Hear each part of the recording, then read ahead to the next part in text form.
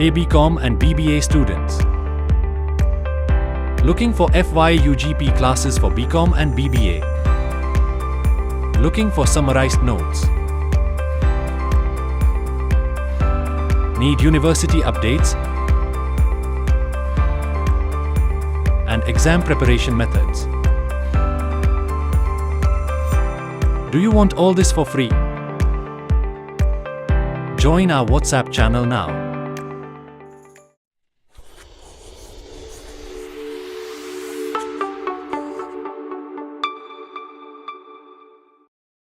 അപ്പോൾ നമ്മൾ business regulation എന്ന് പറയുന്ന പേപ്പറിൽ ആദ്യത്തെ ചാപ്റ്റർ കംപ്ലീറ്റ് ചെയ്തതാണ്. രണ്ടാമത്തെ ചാപ്റ്റർ നമ്മൾ എന്താണ് ഏകദേശം ലോഫുൾ ഒബ്ജക്റ്റ് വരെ, അതായത് what are the essential elements of a contract എന്ന് പറയുന്ന ഈ ഒരു ചോദ്യം വരെ കംപ്ലീറ്റ് ചെയ്തതാണ്. ഓക്കെ, അപ്പോൾ അത് നിങ്ങളെല്ലാവരും നോട്ട് ചെയ്ത് വെച്ചിട്ടുണ്ടാവുമെന്ന് വിചാരിക്കുന്നു. ഇനി നമുക്ക് അടുത്ത ചോദ്യം വരുന്നത് what are different types of contract. Okay, അപ്പോൾ ഇന്ത്യൻ കോൺട്രാക്റ്റ് ആക്ട് ആണ് നമ്മളിപ്പോൾ ഈ ഒരു ചാപ്റ്ററിൽ പഠിക്കുന്നത്. അതിൽ എത്ര തരം കോൺട്രാക്റ്റുകളാണുള്ളത്? ഓക്കെ, അപ്പോൾ പലതിൻ്റെയും അടിസ്ഥാനത്തിൽ, പലതിൻ്റെയും ബേസിസിലാണ് കോൺട്രാക്റ്റുകളെ തരംതിരിച്ചിരിക്കുന്നത്. ഓക്കെ, അപ്പോൾ ആദ്യത്തെ അടിസ്ഥാനം എന്ന് വെച്ചാൽ അതിൻ്റെ വാലിഡിറ്റിയുടെ ബേസിസിലാണ്. Okay, on the basis of validity there are 3 types. വാലിഡിറ്റിയുടെ അടിസ്ഥാനത്തിൽ കോൺട്രാക്റ്റുകൾ എന്തൊക്കെ ഉണ്ടെന്ന് വെച്ചാൽ വാലിഡ് കോൺട്രാക്റ്റ് ഉണ്ട്, വോയിഡ് കോൺട്രാക്റ്റ് ഉണ്ട്, വോയിഡ് എഗ്രിമെൻ്റ് ഉണ്ട്, വോയിഡ് കോൺട്രാക്റ്റ് ഉണ്ട്, പിന്നെ അതുപോലെ വോയിഡബിൾ കോൺട്രാക്റ്റ് ഉണ്ട്, പിന്നെ വരുന്നത് ഇല്ലീഗൽ അല്ലെങ്കിൽ അൺലോഫുൾ കോൺട്രാക്റ്റ് ഉണ്ട്, അൺഎൻഫോഴ്സിബിൾ കോൺട്രാക്റ്റ് ഉണ്ട്. ഓക്കെ, അപ്പോൾ ഇത്ര എണ്ണം വരുന്നുണ്ട്. 1 2 3 4 5 6 തരം. ഓക്കെ, അപ്പോൾ ഇത് വാലിഡിറ്റിയുടെ അടിസ്ഥാനത്തിലാണ് കോൺട്രാക്റ്റുകൾ ഇങ്ങനെ തരംതിരിച്ചിരിക്കുന്നത്. അപ്പോൾ എഗ്രിമെൻ്റ് എന്നും കൂടി അവിടെ എഴുതി വെച്ചിരിക്കുകയാണ്. അപ്പോൾ അത് ചിലപ്പം എന്താണ് വോയിഡ് എഗ്രിമെൻ്റ് എന്ന് സെപ്പറേറ്റ് ആയിട്ട് ചിലപ്പോൾ 3 മാർക്കിന് ചോദിക്കും. അപ്പം ഈ on the basis of validity ഈ കോൺട്രാക്റ്റുകളെ തരംതിരിക്കുമ്പോൾ വോയിഡ് എഗ്രിമെൻ്റ് എന്നുള്ളത് എന്താണ് നമുക്ക് എഴുതാവുന്നതാണ്.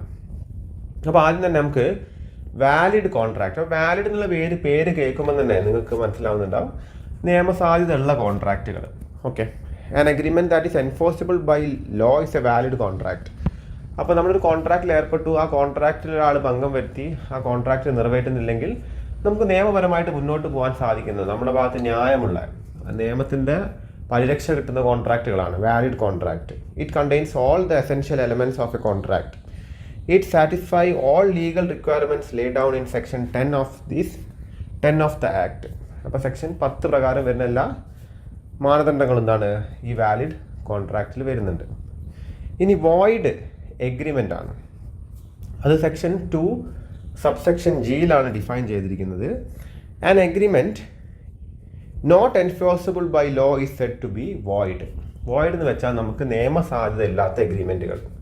Such agreements are void ab initio which means that void from the beginning. Example agreement with a minor.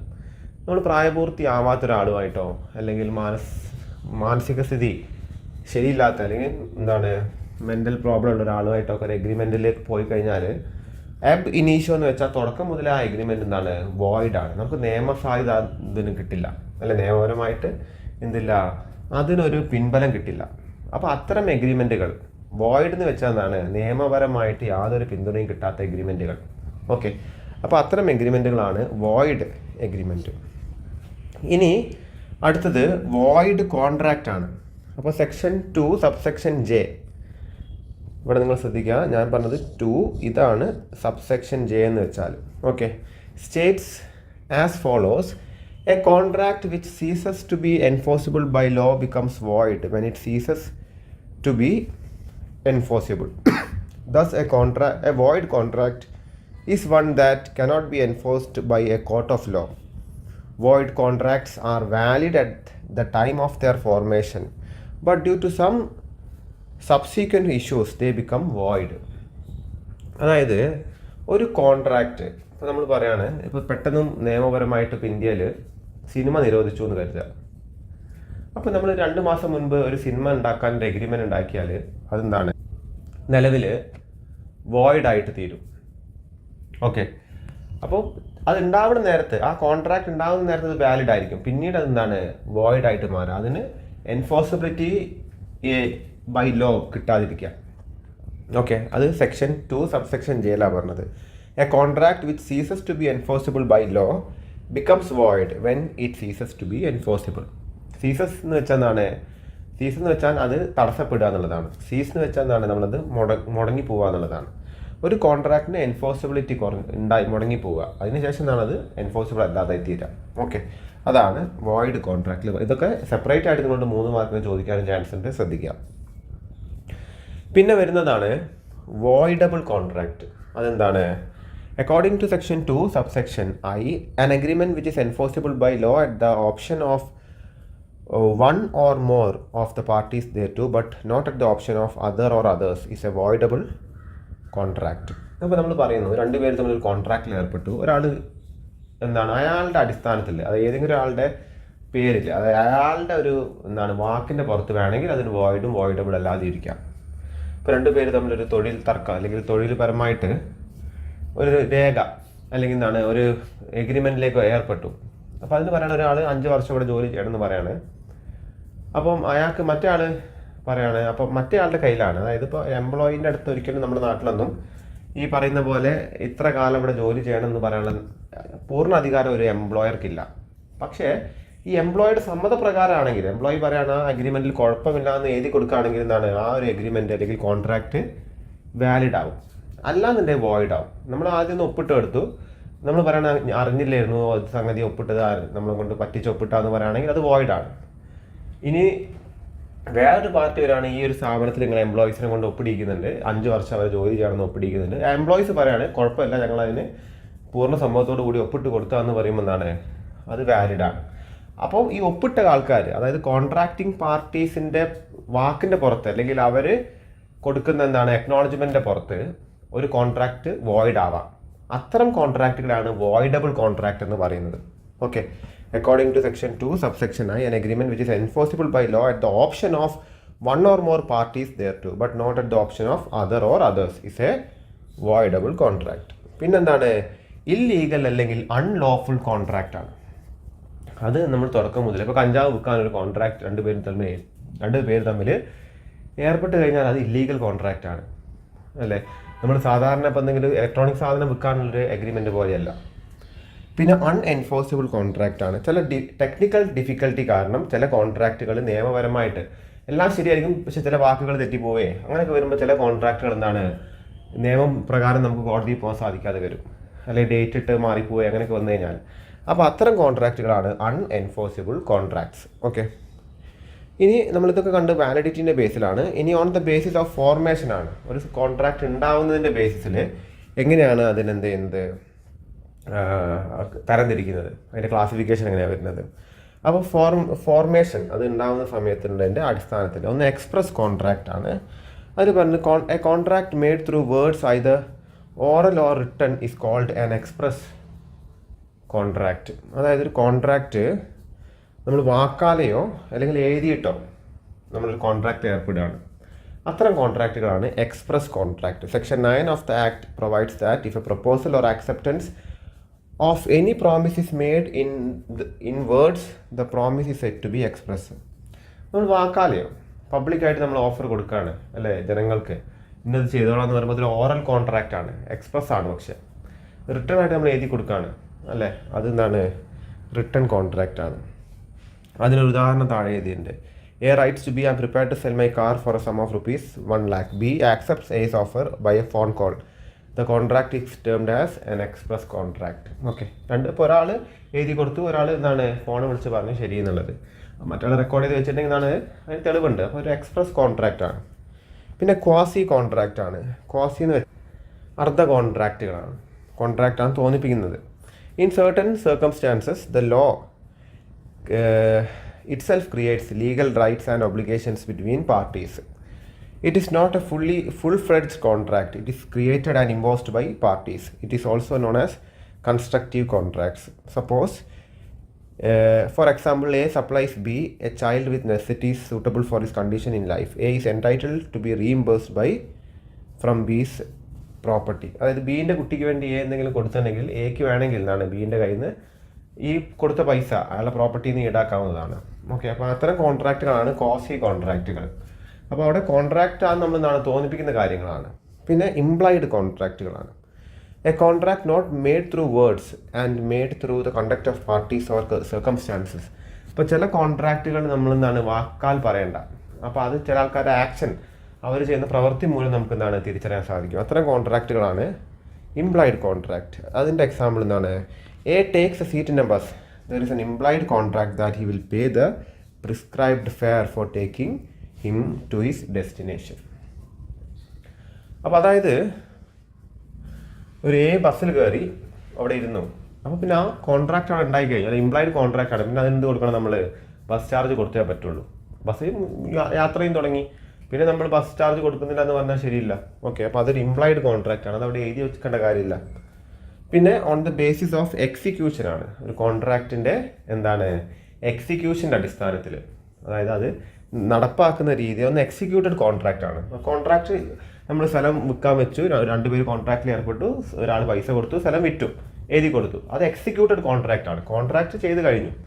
എന്താണ്? When both parties of the contract have completely perform the duties such a contract is known as executed contract. പിന്നെ അടുത്തത് executory contract ആണ്.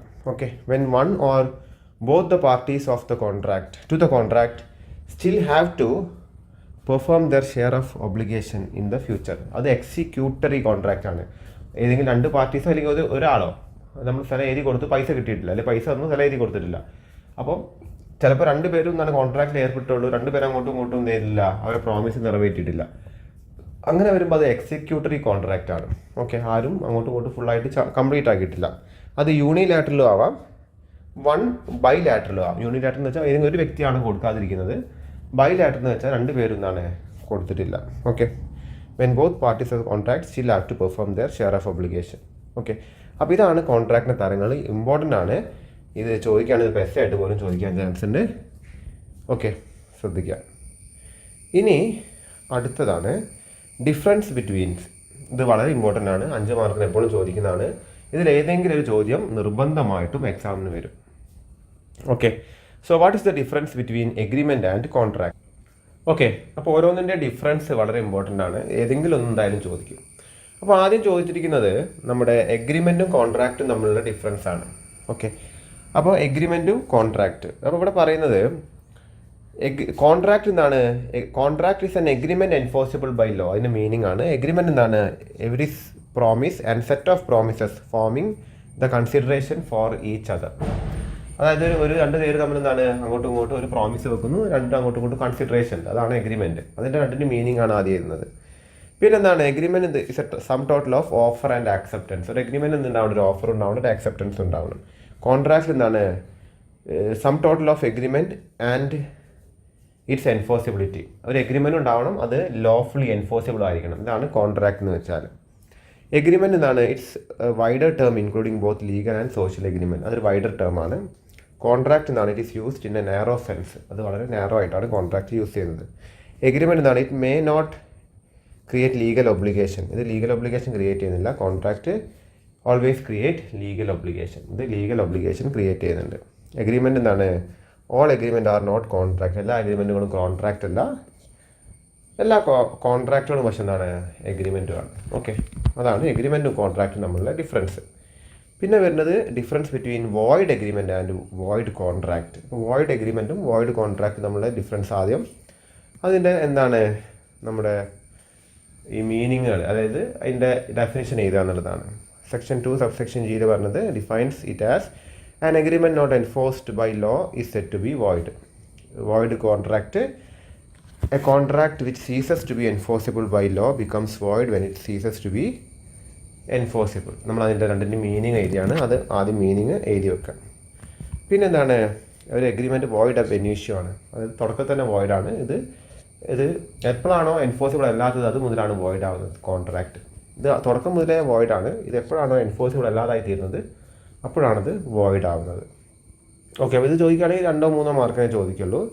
പിന്നെ void കോൺട്രാക്റ്റും voidable കോൺട്രാക്റ്റും തമ്മിലുള്ള difference ആണ്. അത് എന്താ വരുന്നത്?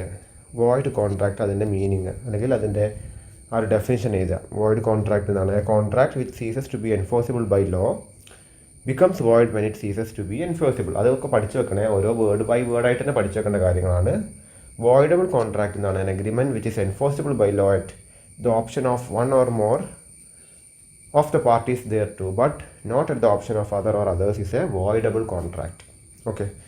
പിന്നെ void contract വരുന്നത് a contract becomes void due to change in law or change in circumstances beyond the contemplation of parties.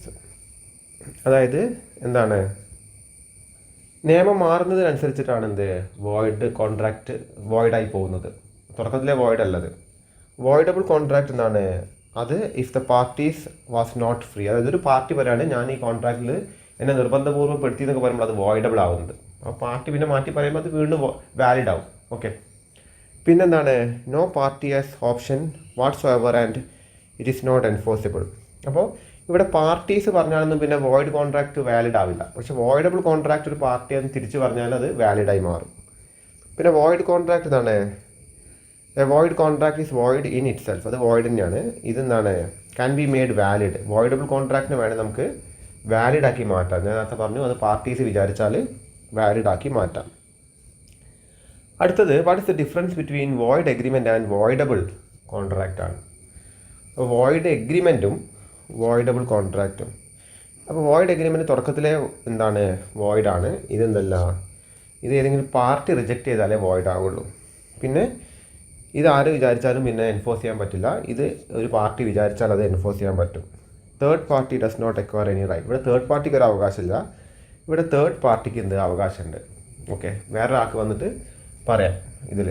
പിന്നെന്താണ്, ഇവിടെ ഡാമേജിൻ്റെ ഒക്കെ ഒരു പ്രശ്നം വരുന്നില്ല. നമ്മളെന്താണ് ഈ കോൺട്രാക്റ്റിൽ ഏർപ്പെട്ടതിൻ്റെ പേരിൽ എന്തെങ്കിലും ഫൈനോ അല്ലെങ്കിൽ പഴയ ഈടാക്കാൻ വോയിഡ് എഗ്രിമെൻറ്റിൽ വരില്ല. പക്ഷേ വോയിഡബിൾ കോൺട്രാക്റ്റിൽ എന്താണ് ഈ പറഞ്ഞ ഡാമേജിനുള്ള ക്ലെയിം ഒരു പാർട്ടിക്ക് ചെയ്യാം.